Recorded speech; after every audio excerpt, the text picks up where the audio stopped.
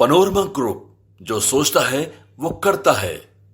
कि नीतीश कुमार जी जो आपने वादा किया था कि हम कम्युनिज्म को, करप्शन को और क्राइम को बढ़ने नहीं देंगे, लेकिन नीतीश कुमार के राज में आज क्राइम बेइंतहा माने आसमान पर पहुंचा हुआ है। करप्शन की तो गंगा बह रही है। अभी हालिया घटना है, इस किस्म की घटनाएं बीजेपी शासित राज्यों में अकलियतों को डराने और धमकाने के लिए मुसलमानों को और मुसलमानों की गर्दन कटवाकर कहीं न कहीं से कम्युनल वोट को एकजुट करने के लिए बीजेपी के राज्य में होती है। लेकिन अभी की घटना है 3 दिन पहले की, जो अभी जाकिर कुरैशी की निर्मम हत्या कर दी गई है वो छपरा में, और वो हत्या कर दी गई है 8-10 की भीड़ ने, और जो जटीला नौजवान है और ये समझकर कि मुसलमान है बदन उठा के फिरता है, इसी बात पर उसकी निर्मम हत्या कर दी गई, मॉब लिंचिंग कर दी गई। और अफसोस इस बात का है कि उसके यहाँ जिनके यहाँ मॉब लिंचिंग हुई, कोई जिम्मेदार अकलियती उमूर के वजीर गए, मगरमच्छ के आंसू बहाकर आ गए। लेकिन मैं बिहार सरकार से पूछना चाहता हूं, जब नया बीएनएस में ये प्रावधान लाया गया है 103(2) लगेगा उस पर, जहां 5 आदमी से अधिक अगर किसी की को घेर कर मारता है, उसके जात और मजहब या दूसरी शनाख्त की बुनियाद पर उसको मारा जाता है, वो मॉब लिंचिंग के जुमरे में आता है। लेकिन वहां के एसपी ने हुकूमत के दबाव में या सरपसंदों का साथ देकर वहां पर 103(1) लगाया है, जो आमतौर पर मर्डर का केस है। 103(2) की धारा उस पर लगाई नहीं गई है। हमारा सबसे पहले मुतालबा ये है कि वहां चूंकि भीड़ ने मारा है और उसका वहां का बाकायदा वीडियो फुटेज है जो पुलिस वालों को भेजा गया है, उसमें 7-8 नौजवान हैं जो बांध कर इसको पीट रहे हैं। उसके बावजूद भी 103(2) का धारा उस पर नहीं लगाया जाना, ये कहीं ना कहीं से सरकारी तौर पर मॉब लिंचर्स को कहीं ना कहीं सपोर्ट करना है और अकलियती के लोगों को दबाना है। हम लोग का मुतालबा ये है 103(2) की धारा उस पर लगाई जाए, 50 लाख रुपए का मुआवजा उसके परिवार को दिया जाए, और जिन लोगों ने उसकी मॉब लिंचिंग की है उनको सजाए मौत दी जाए। और फौरी तौर पर वहां मामला ये है कि वजीर आला को जाना चाहिए। अरे वजीर आला, आपने कहा था मुख्यमंत्री जी, यह आपके कैरेक्टर की बुनियाद है कि आपने क्राइम को, कंट्रोल को, कम्युनिज्म को बढ़ने नहीं देंगे। ये कम्युनिज्म भी है और ये बड़ा क्राइम है, और आप वहां तक अभी तक नहीं गए। आपका बड़ा पुलिस का ऑफिसर स्टेट लेवल का वहां पर कोई नहीं गया, और उल्टे वहां के चंद नौजवानों ने, गांव मोहल्ले के, उनका नाम पता नहीं, कौन लोगों ने सड़कों पे टायर जला दिया, तो उसकी बुनियाद पर आपने उन लोगों पर मुकदमा करके प्रशासन के लोग, उनको अनुमंडल पदाधिकारी उन लोगों को धमका रहे हैं। ये कहां से हो गया कि जिनके घर में कत्ल हुआ उन्हीं को धमकाने का काम कर रहे हैं? ये मामला ये है। दूसरा मामला ये है कि अपोजिशन का लीडर, जिनका वो गृह जिला है गोया, भले ही लालू जी गोपालगंज के हों, लेकिन लालू प्रसाद यादव जी का पूरा राजनीतिक सफर को जो तवानाई मिली है वो छपरा से मिली है। वहां आपकी बेटी इलेक्शन लड़ी है, वहां अब तक अपोजिशन लीडर के लोग नहीं गए। क्यों नहीं गए? जाना चाहिए उनको। हम लोग ये मुतालबा कर रहे हैं कि अपोजिशन के लीडर अपनी जिम्मेदारी को अदा करें, और मैं डीजीपी से मुतालबा करता हूं, मुख्यमंत्री से जी से मुतालबा करता हूं, चूंकि होम को आप देख रहे हैं, ये 103(2) का दफा लगाकर उन तमाम सरपसंदों को आप जेल भिजवाएं और उन पर कत्ल का मुकदमा चले और ऐसे लोगों को फांसी की सजा दी जाए। दूसरा मामला यह है कि पूरे बिहार में कहीं ना कहीं अकलियतों को खौफजदा किया जा रहा है। अभी बेगूसराय के साहबपुर कमाल में एक सरपसंद है, वो गोलियां 50 फायरिंग उसने की। क्या कर रही है पुलिस? क्यों सरपसंदों के सामने में पुलिस ने घुटना टेक दिया है? और वहां पर इश्तियाक नाम का एक लड़का जो जख्मी हुआ है, और कुछ नहीं, बाग में ठंडे में था, अपनी दबंगई दिखाने के लिए उसने पूरे तौर पर अपने बंदूक को लहराते हुए वो किया है। ऐसे लोगों की गिरफ्तारी होनी चाहिए। ये वाकया बिहार में क्यों हो रहा है? क्या अकलियतों का जानो माल, इज्जत, आबरू का तहफ्फुज हुकूमत करना चाहती है या नहीं करना चाहती है? क्या मुसलमानों का खून बहाकर आगे के इलेक्शन की तैयारी हुकूमत कर रही है? इन तमाम तर मामला का जवाब हम लोग हुकूमत वक्त से चाहते हैं, और अपोजिशन के लीडर से हम गुजारिश करते हैं कि आपने कहा है कि आपने दलितों के, पिछड़ों के, अकलियतों के हमदर्दी की बात कही है, लेकिन दोनों जगह जो अकलियतों के साथ इस तरह से बर्बरतापूर्ण सुलूक हुआ है, आपको फौरन जाना चाहिए, और ये कौन बदमाश लोग हैं उनको चिन्हित कीजिए कि कहीं कोई राजनीतिक षड्यंत्र तो ये नहीं है, इस पर कार्रवाई होनी चाहिए। एक दूसरा मामला है कि देश के जन जन और कण कण का नाम भारत है, और भारत को माँ कहते हैं, मादरे वतन कहते हैं। इस मादरे वतन के लिए हमारी एक जिंदगी नहीं 100 जिंदगी लगे और इनकी सरहदों को की हिफाजत करते हुए अगर हम शहीद हो जाए तो हमारी सबसे अच्छी जिंदगी होगी।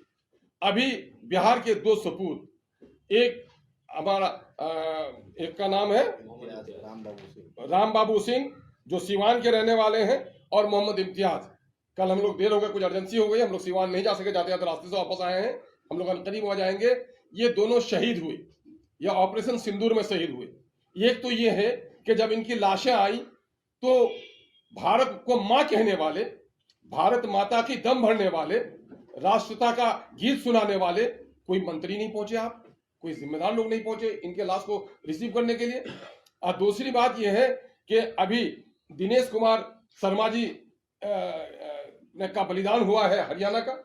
मुख्यमंत्री उनके गांव में गए और 4 करोड़ से भी अधिक की सहायता राशि उनके परिवार को देने का ऐलान किया गया।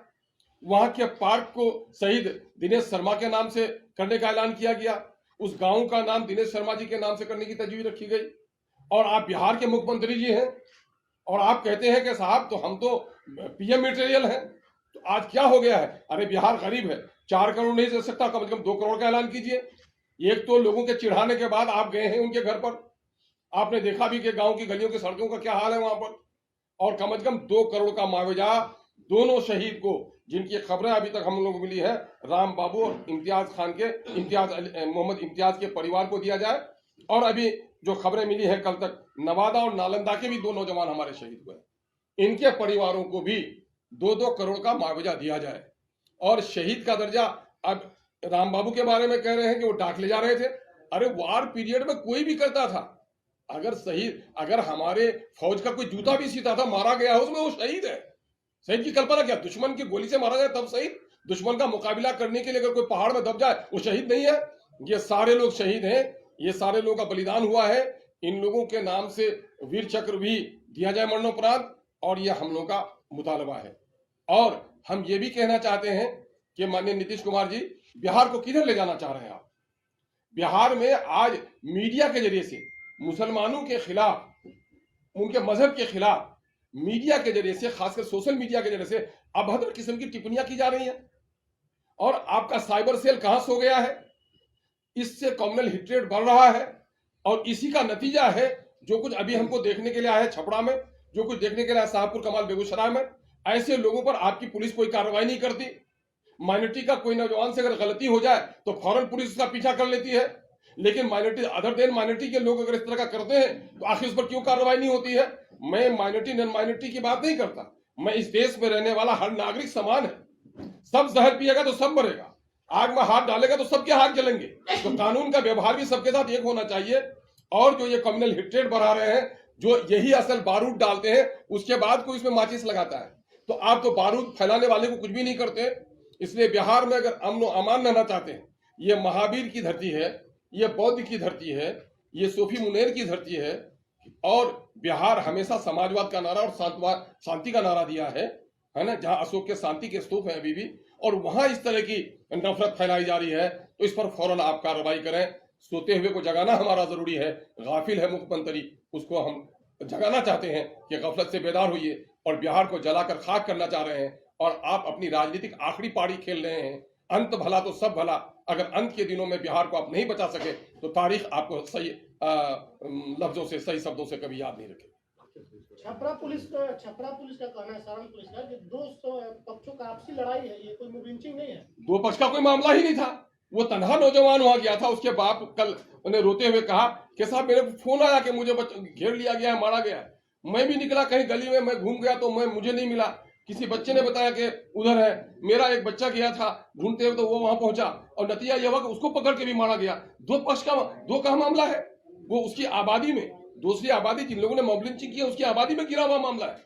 इधर से कोई आदमी था भी नहीं, उसको पीट रहा था। ये 2 समुदाय का मामला कहां हुआ?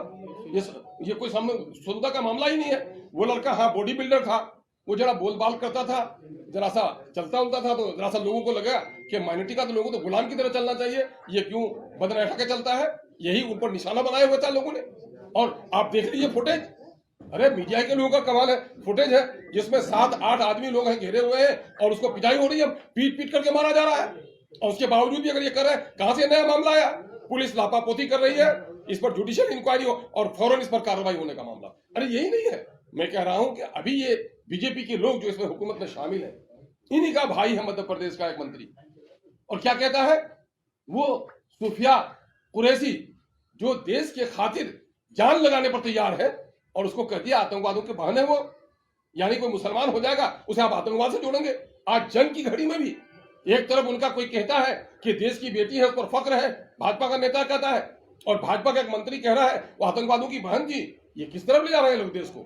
ये मोदी जी, योगी जी का देश, ये नीतीश कुमार जी का बिहार का माहौल किस नफरत के आग पे लोग फैला रहे हैं। इन तमाम तर चीजों पर हमको नोटिस लेना चाहिए। और वैसे भी देश की जो स्थिति है, इसमें देश के बड़े नेताओं को गंभीर होना चाहिए और अपोजिशन के लोगों को अपनी जिम्मेदारी अदा करनी चाहिए। मुझे अफसोस है कि बिहार में अपोजिशन के जो सबसे बड़े लीडर हैं वो इस मामले में मौन साधे हुए हैं। उसका मौन साधना किस बात का संकेत है, ये हम नहीं बता सकते।